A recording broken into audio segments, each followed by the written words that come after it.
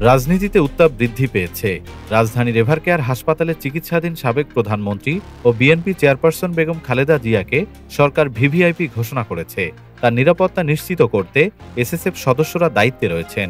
স্বাস্থ্য পরিস্থিতি বিবেচনায় হাসপাতালের নিরাপত্তা, নির্বিঘ্ন চিকিৎসা এবং প্রয়োজনে বিদেশে নেওয়ার প্রস্তুতিও চলছে। প্রশ্ন উঠছে, খালেদা জিয়ার ছেলে ও বিএনপির ভারপ্রাপ্ত চেয়ারম্যান তারেক রহমান দেশে ফিরলে কি এসএসএফ সুবিধা পাবেন? সাবেক নিরাপত্তা উপদেষ্টা মেজর জেনারেল ফজলে এলাহি আকবর জানিয়েছেন, তারেক রহমান দেশে ফেরার পর নিরাপত্তার বিষয়টি বিবেচনা করে এসএসএফ সুবিধা দেওয়ার প্রস্তাব সরকারের কাছে দেওয়ার পরিকল্পনা রয়েছে।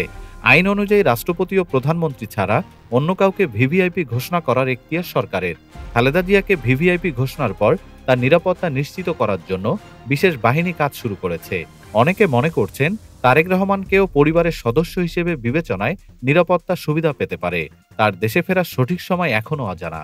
তারেক রহমান নিজেও ফেসবুকে জানিয়েছেন, দেশে ফেরা ও নিরাপত্তার বিষয়ে একক সিদ্ধান্ত তার হাতে নেই। সব মিলিয়ে খালেদা জিয়ার চিকিৎসা ও নিরাপত্তা, বিদেশ যাত্রার প্রস্তুতি এবং তারেক রহমানের দেশে আগমন ও নিরাপত্তা সবকিছুই এখন দেশের সাধারণ মানুষের জানার আগ্রহের বিষয়ে পরিণত হয়েছে। ডেস্ক রিপোর্ট, বাংলাদেশ সময়। বাংলাদেশ সময়, সবার আগে দেশ।